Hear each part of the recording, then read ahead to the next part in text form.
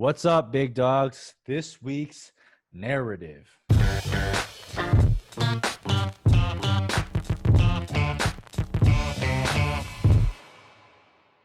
right, this week's narrative.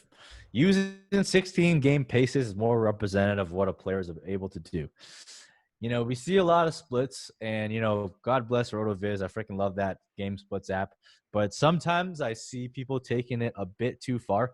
It's like, hey, look, this person had if you just remove like games X, Y, and Z where they did really bad and you pace out the really good games for like 16 games and you get a wide receiver 3, it's like, dude, you can't just like remove bad games from the sample because they played bad. Like that's not how it worked. And one of the most recent examples I'm seeing about this of pacing, not just games, but like pacing like targets and projecting all that stuff is Mecole Hardman. Mecole Hardman, no doubt, he was incredibly efficient. I'm just gonna pull up his numbers here real quick, but this guy had 41 targets last year, and he caught 26 of them for 538 yards. So 20 yards per reception. Those are literally like college level numbers. Mike, He if you did get not. 70 receptions this year, that's 1,400 yards. Pencil it in. Yeah, yeah, and 6 touchdowns. So when this guy touches the ball, it could definitely be lights out. If you watch some of the highlights, man, like he definitely puts some dudes on skates and probably retires the mid game. But like what I can't stand is like people are like, oh well, if you pace that out to like 100 targets, then that's like a wide receiver. I'm like, dude, where are you getting these 100 targets from? You know what I mean? It's like, oh, well, if Sammy Watkins leaves, if Demarcus Robinson leaves, if Travis Kelce fucking gets cut, like then you get the wide receiver 2 of Patrick Mahomes. Like, yeah, look, can that happen? Maybe, probably not, but you can't pace that type of work, and that you can't just take his 20 yards per reception and be like, okay, well, let's project this on the targets. Let's just project him starting 16 games, because I just don't see it. And I think it's really dangerous when you start doing that, because there's a lot of factors at play, right? Like what if those 41 targets came in like a couple of big games where he played against bad defenses, right? They're not going to play against bad defense every year. They're not going to like give him single coverage every year or every single game. So there's just way too many factors to like pace out a guy like Mecole Hardman or anyone who has like a really, really, really limited sample size. Like when I'm pacing stuff out, I'm looking for like other trends, right? So to give you an example, if I'm looking at like a Tyler Higbee, right? Like people are like, oh, well, isn't the 5 game sample like too small? Like, yeah, there's definitely a lot of risk there. But if you look at how the offense shifted from the first half to the second half when he started getting more involved in the offense and he started finding success, to me, that's like a trend, right? That shows a trend, a progression from beginning of season to middle of season to end of season, which gives us some insight into what they're going to do for this year. Still a guess, still a projection, but a trend. Whereas like Mecole Hardman's like he's got like a good game here, like a bad game there, a good game here. There really isn't. I haven't really seen a trend for his usage that warrants anything. Like I don't know what you have to think about it, but like for me, it's just like I think the hype is getting a little bit too wild. Man, the argument for Mecole Hardman taking over Sammy Watkins' targets because Sammy Watkins stinks doesn't make sense to me, because Sammy Watkins also stunk last year. And he also saw twice as many targets as Mecole Hardman last year. So obviously, I do think it's gonna shift a little bit where Sammy Watkins takes a step back and Hardman takes a step forward. But to just blindly say he's gonna see 100 targets and pace out every single efficiency metric that he had, it's a mistake that I've made in the past, and it bit me in the ass with OJ Howard. Mike, I know you remember that. But like, you just can't expect a guy who is extremely efficient on an extremely small sample size to maintain that efficiency when you want the sample size to go up by 2.5, right? We look at Juju Smith-Schuster in his rookie year, a guy who was extremely efficient. I have the numbers up right now. 79 targets. He had 58 receptions, 917 yards, 7 touchdowns, almost 16 yards per reception. The following year, yes, his target numbers went up because he's playing that big slot role in an offense that throws the ball a ton. He saw 166 targets and more than double last year. His yards per reception went down by a full 3 yards, and he still only scored 7 touchdowns despite seeing twice as many looks. So just because Mecole Hardman scored 1 every 5 opportunities on 40 targets doesn't mean he's going to do the same on 100 targets. Doesn't mean he's going to be a wide receiver 1 just because you pull out your little calculator that probably doesn't work unless it's like directly under the sun, getting every little UV ray into it, saying, oh, 100 targets is going to be 75 receptions for 1,400 yards, 13 touchdowns. He's a wide receiver 1. Sadly, it doesn't work like that because football isn't just always about numbers. Although there are a lot of analytics guys that do a lot better than film guys, sometimes it just doesn't work like that. Year after year, the player isn't going to be exactly the same. And All I'll say is like there's a reason why Mecole Hardman only saw 41 targets, and it's not me saying that he's a bad football player. It's just that a guy like that can score on a lot of different on like any given opportunity is given the opportunities to score on, but in very small amounts. Because if you just throw him out there and think you're going to score every single time you give him the ball, those plays don't work anymore, right? A guy like Tyreek Hill who's extremely dynamic, sure, he has the ability to score on every single touch because he can do a lot more on the field than a Mecole Hardman can. He's more of a gadget player. Mecole Hardman is. So I don't see him ever reaching the pinnacle that a lot of people expect him to be. And as we covered in the show yesterday, in the ADP changes, he hasn't moved to a point where I think he's way too overvalued to invest in. But as this hype starts to grow, I'm a little worrisome that people are building a bigger picture of Mecole Hardman than what is really there.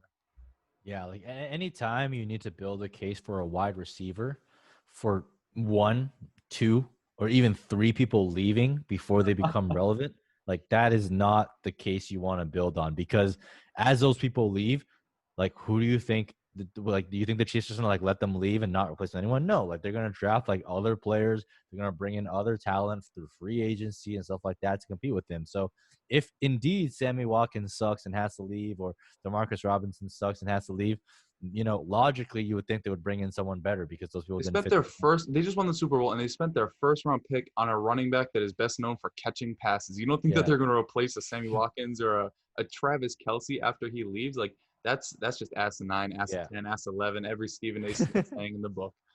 Yeah, I think, when we talked a lot about trends, right? Like guys like Tyler Higbee, why I'm more comfortable betting on him than someone like Mecole Hardman is you look at the trend. Mecole Hardman in the first half of the season, lights out, right? He had like 6 targets, 5 targets, 5 targets, 6 targets, 4 targets, and he was catching, 60 yards, 70 yards, a touchdown. That's where all of his production comes from.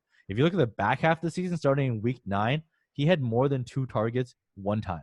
He had more than 1 target 3 times. He had 2 games with 0 targets. Okay.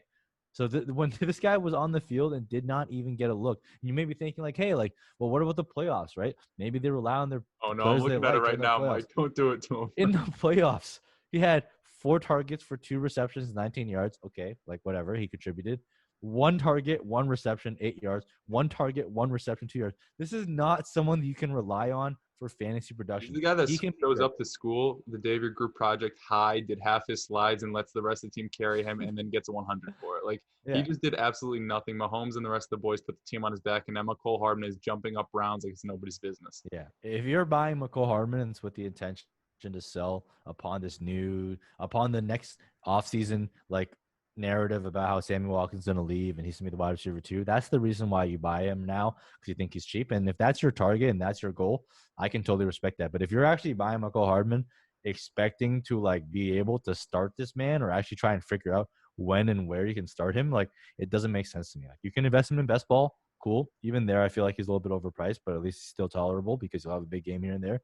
But if you're trying to make season long, like, do you know how much it hurts to do your lineups and put someone in that gives you 0 points? Like, it is. I don't know if it's happened to me many times, but like I remember it happened to me like once, and it was the most painful thing. Like if they get injured, like whatever, you couldn't foresee that. Man, But if Mike you Evans did it last year. That shit was tough. if you actively put someone in your lineup, yeah, it was Mike Evans, and they give you 0 fucking points, I'm telling you, you're gonna be shooting yourself in the foot, and that's what you're setting yourself up to do. Like probably 25% of the time with Mecole When that happens, I'm like, damn, did my app break? Is the game cast broken? I'm like, no, Mike Evans had 0 catches. You're gonna get that out of Mecole Hardman basically every other week. And as you said, Mike, it's a pain in the ass to start him. And let me just say this: the Chiefs don't even want to start the guy. His snap Hardman. share was abysmal. Look over the past like couple weeks, right? 31%, 33%, 20%, 18%, 38%, 76 was good, and then 22, 19, 15. Like he's nowhere near an every snap player. He's lucky to see 50% of the snaps on a week-to-week basis. He's a good football player, sure, but for fantasy purposes, you're not drafting players to be good football players. You're drafting people to be good producers. That's why Jameis Winston's good. That's why Daniel Jones is good. That's why a bunch of other assholes who just catch a bunch of passes like Jarvis Landry for no yards and no touchdowns are good. Mecole Hardman is extremely efficient, but that doesn't mean much when you're efficient on 20 catches a year. Yeah. So look, we didn't want to make this a shit on Mecole Hardman episode, You did, and I but did. he was just one of the examples that really came to mind. So I just want you to like really like question the process of when you're like doing these like pacing, like I'm pacing someone from like 40 targets to 100, from 3 games to 16, from 5 games to 16. Like just really think about like if that makes sense. Like what trend have they shown? What progression have they shown throughout the season? We're trying to teach you like tools and processes to improve your ability to make decisions, and this is one of those. Don't just pull out your fucking calculator or your whatever your, even if you have a TI-83 graphing calculator. I don't give a shit if you do math in your head. I don't care. Think about it and really dig in deep to question yourself. And like I do this with myself all the time. I'm like, hey, like I'm pacing this guy out for this many games. Like, does that make sense? Like, what happened in the games that I'm using? What happened in the games that I'm excluding? Does it make sense to do that?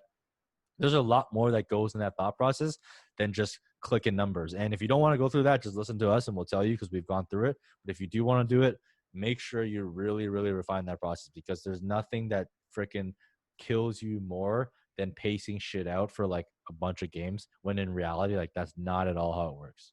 Yeah, fantasy football, as you say, Mike, doesn't always have to be hard. And if you don't want it to be hard, keep watching this channel. We got another 5 Fact Friday coming out tomorrow, and this weekend on Saturday we have a Q&A, which we're going to record right after this. We aren't going to usually do them on Saturdays. We're going to do them on Tuesdays. So if you want to get your questions answered, join the Discord by signing up through Patreon, or if you're already part of the Discord, drop it in the hashtag BBB Q&A channel under the exclusive content tag. And I assure you we'll probably get to it in a future episode because there weren't too many questions in there and we're willing to basically answer anything. So hope you guys enjoyed this week's narrative. Hopefully you guys are no longer drafting Mecole Hardman. If you did enjoy, hit the thumbs up. If you're new, subscribe to the channel and stay tuned for the content that is on